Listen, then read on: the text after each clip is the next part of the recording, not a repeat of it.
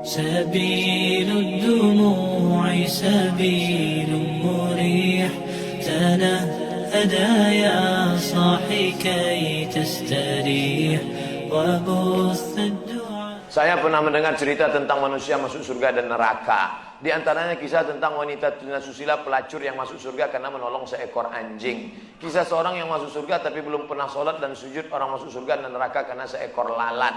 Pertanyaan saya, apakah saat ini sudah ada umat Nabi Muhammad atau manusia yang sudah berada di surga neraka? Bukankah manusia akan masuk surga neraka setelah hari kiamat?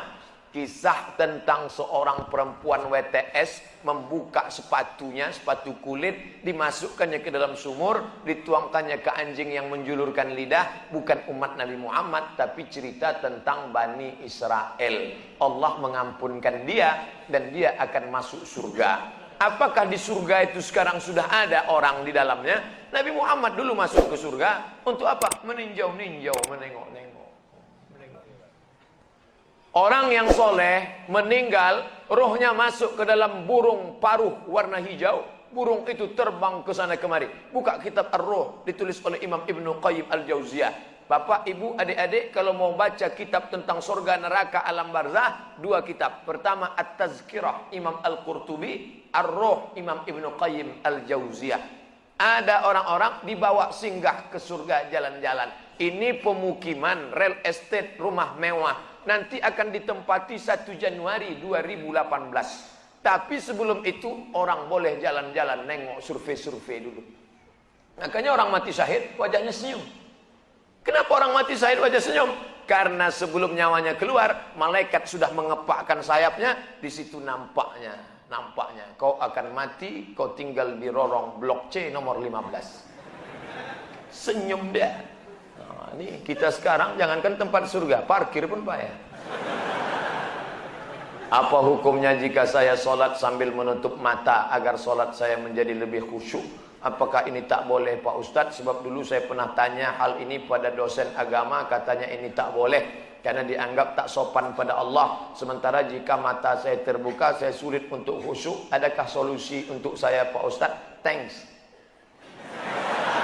Ada gambar senyum. Titik 2. Sekarang saya mau menunjukkan beberapa riwayat sahabat Nabi itu sholatnya pejam mata atau buka mata. Jangan jawab. Nabi jadi imam, sahabat di belakang. Ketika sedang sholat, Nabi buka selopnya, sendalnya. Waktu itu Masjid Nabawi pasir. Nabi buka selopnya, semua sahabat yang ada di belakang membuka selop. Kira-kira sahabat di belakang pejam mata atau buka mata? Buka, karena kalau pejam mana dia tahu.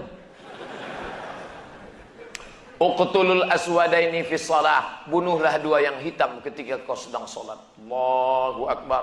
Lewat dua yang hitam. Apa yang hitam itu? Kalajengking dengan ular. Bunuh. Kira-kira orang sholat bisa ada dua yang hitam lewat, dia tahu matanya terbuka atau tertutup? Terbuka. Kalau tertutup, tiba-tiba udah tegak anaconda. Nah, terbuka. Jadi masalah sholat terbuka atau tertutup, terbuka. Tapi ada saat tertentu kita mesti tutup. Saya pernah mengalami. Pas di depan saya pakai baju kaos, tertulis di belakangnya, hidup memang susah, jangan bikin susah. Asal saya buka, terbaca Pak.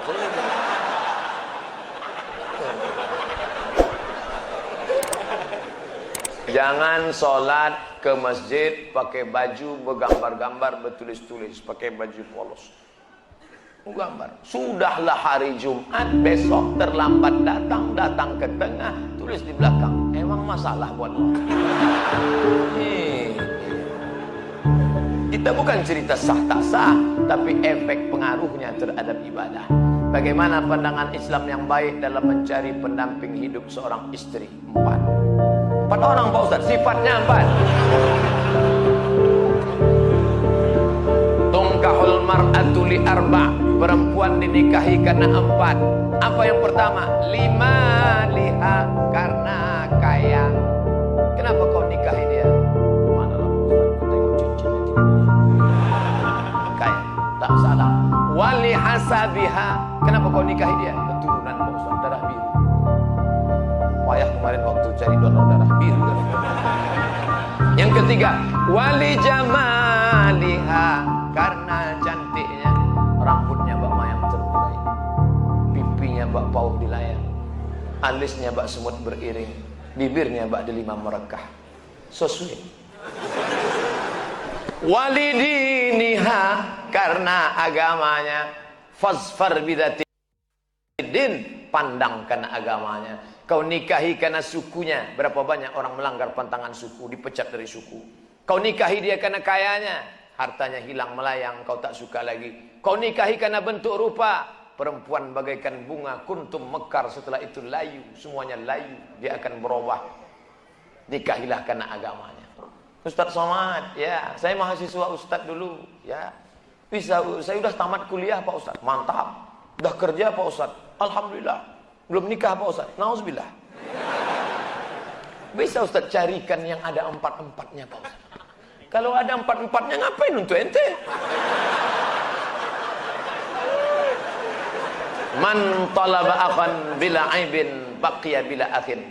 Siapa mencari kawan yang tak bercacat, seumur hidup tak akan berkawan.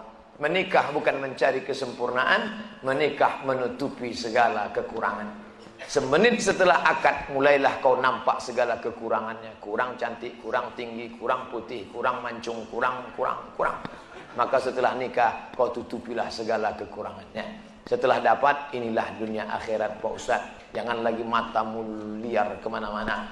Kalau laki-laki sudah menikah, nampaknya perempuan cantik di jalan, pulanglah ke rumah. Apa yang ada pada perempuan di jalan itu ada juga di rumah, walaupun bentuknya agak lain sedikit. Bagaimana Ustadz menjaga kesehatan begitu jadwal padat? Tadi masuk WA ke sahabat kita, apa kata dia? Kalaulah Ustadz Somad itu made in Jepang, sudah lama rontok. Lalu apa yang Ustadz minum, apa yang Ustadz makan? Semuanya doa jamaah. Cobalah tengok di YouTube, di Twitter, di Facebook, di BBM, doa jamaah. Amin, amin, amin, amin, amin. Semoga Ustaz sehat, semoga Ustaz istiqamah, semoga doa menumpang tuah pada doa, mulut-mulut, tangan-tangan yang soleh. Mudah-mudahan kita bersatu dalam kebaikan insyaallah. Berapa takbir Idul Fitri Pak Ustaz? Berapa hari? Dari mulai tenggelam matahari sore, petang, malam takbir, sampai sore tanggal 13, 10, 11, 12, 13. Allahu Akbar, Allahu Akbar, Allahu Akbar. La ilaha illallah, wallahu akbar. Allahu Akbar, walillahil hamd. Sampai jam 2 malam suara tak serak-serak. Begitu ditengok, rupanya flash disk. Janganlah flash disk, orang lah. Ini banyak nanti flash disk ini masuk surga.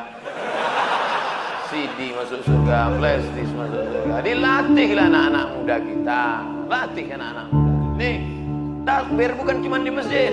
Selama 4 hari itu takbir. Anak-anak, ibu-ibu di rumah sambil masak opor, masak rendang, masak gulai kambing. Allahu Akbar, Allahu Akbar. La ilaha illallah. Garamnya kurang. Apa yang membuat Ustaz tetap istiqomah berdakwah dari masjid satu ke masjid lain? Bukankah Ustaz sudah ada tawaran TV swasta untuk mengajak Ustaz mengisi acara di salah satu stasiun TV yang kita semua sudah tahu kalau tampil di TV bayarannya besar? Ya mau saya harus ganteng.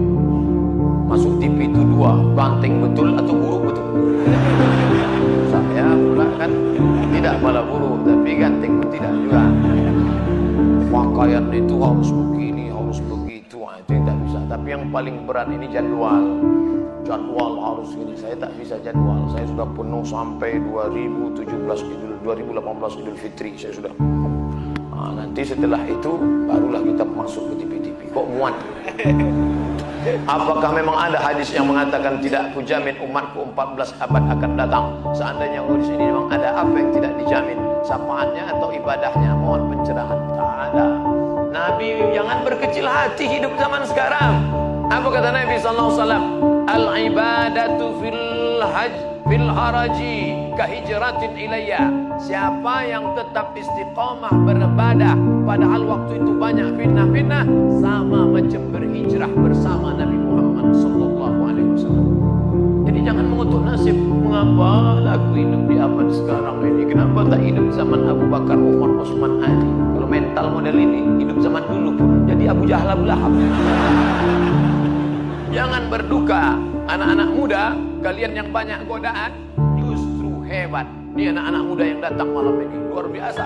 Tadi udah ada yang ngajak ke karaoke, ada yang ngajak ke night club, ada yang ngajak main gapli, ada yang ngajak dangdut. Dia tolak itu semua. Maka sama macam hijrah bersama Nabi Muhammad SAW. Bro, kita gimana karaoke malam ini? Tidak, aku mau ngaji di sana. Ada Ustaz Somad datang. Itu. Setelah, jadi gimana? Pulang dari sana gitu.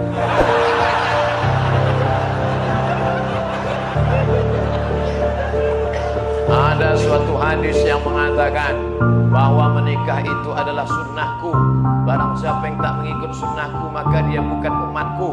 Bagaimana dengan Imam Syafi'i? Karena dalam buku autobiografi Imam Syafi'i mengatakan beliau tak nikah. Imam Syafi'i menikah. Dari mana Ustaz tahu Imam Syafi'i menikah? Nah, bacalah biografinya. Yang tak menikah itu Imam Nawawi.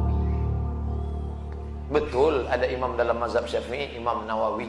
Imam Nawawi tak menikah, Imam Ibnu Taimiyah tak menikah, Sayyid Qutb penulis fi Zilalil Quran tak menikah, Syekh Abdul Fattah Abu Ghuddah menulis satu kitab judulnya Al-Ulama Al-Uzzab Alladzina Atharul Ilma Ala Zawaj, biografi ulama-ulama yang tak menikah sampai mati karena lebih memilih ilmu daripada nikah. Kenapa Ibnu Taimiyah tak menikah? Kalau Ibnu Taimiyah menikah, istrinya itu pasti tetap tinggal karena dia lebih lama di penjara daripada di luar penjara. Sayyid Qutb digantung 1966, mati dalam keadaan ditulisnya tafsir itu di penjara. Maka mereka itu memikirkan mudaratnya lebih besar. Tapi kalian yang muda sekarang jangan kalian ikut ini. Zaman Imam Nawawi dulu dia tak menikah, perempuan zaman itu biji matanya aja yang nampak. Godaan tak kuat. Zaman sekarang perempuan biji matanya tertutup, yang lain terbuka. Jangan jadi berubah zaman. Jangan aku mau ikut Imam Nawawi aja. Tak bisa, lain tak bisa. Godaan luar biasa. Ini saya mau pulang ini godaan yang paling terberat, nanti jumpa pramugari lah. Besok habis sholat Jumat mau pulang. Sudah jelas pakai peci, pakai baju koko, pasang muka seram mau lewat, tetap ditegurnya. Nomor berapa?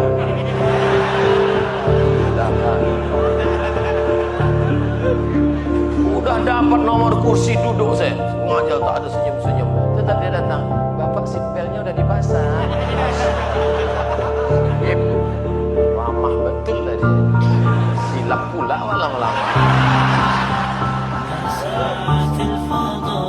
الرحيب الفسيح تنحى يا حزن واهجر فؤادا توكل بجد بعزم فصيح فإني علمت بأنك نجوى ولبس خبيث